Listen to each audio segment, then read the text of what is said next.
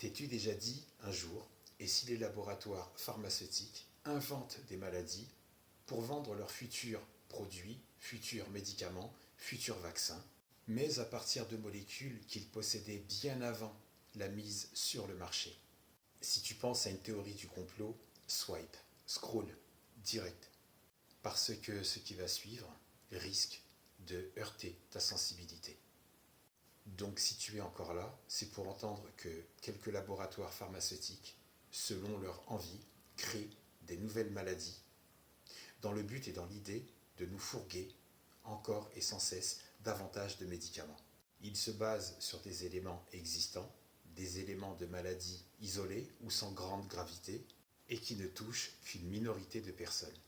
Ces éléments sont associés, massés, amplifiés, faire monter la sauce, surgonfler la charge et faire croire qu'il y a un nouveau virus, futur déclencheur d'une épidémie, à l'échelle qu'ils souhaitent imposer, régionale, nationale ou mondiale.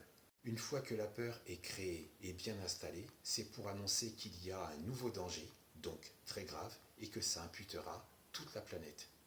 N'oublions pas que des compagnies pharmaceutiques démarchent à la sauvage et à un niveau tellement haut que pour y parvenir, elles imaginent et conçoivent de nouveaux médicaments qu'elles vendent aux officines de pharmacie, aux pharmacies à usage intérieur et aux grossistes répartiteurs.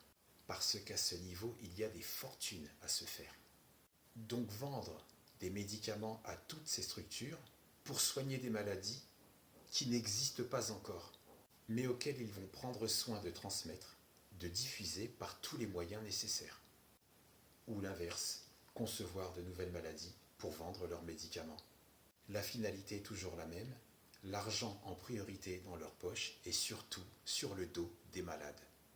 La santé est-elle pour eux une priorité?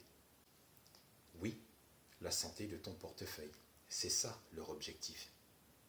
Autre stratégie, quand ils n'ont pas fini de concevoir de nouveaux médicaments, les laboratoires agrandissent de façon démesurée le marché de chacune des maladies existantes. C'est un excellent et alléchant business pour eux.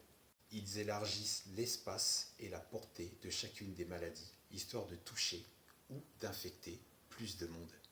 Ils tentent de manière assidue à transformer, transmuter la notion même de maladie. Et c'est dans leur propre intérêt d'assouplir et d'apprivoiser notre propre discernement et notre propre visibilité des maladies. 2020, toute la planète s'est fait berner.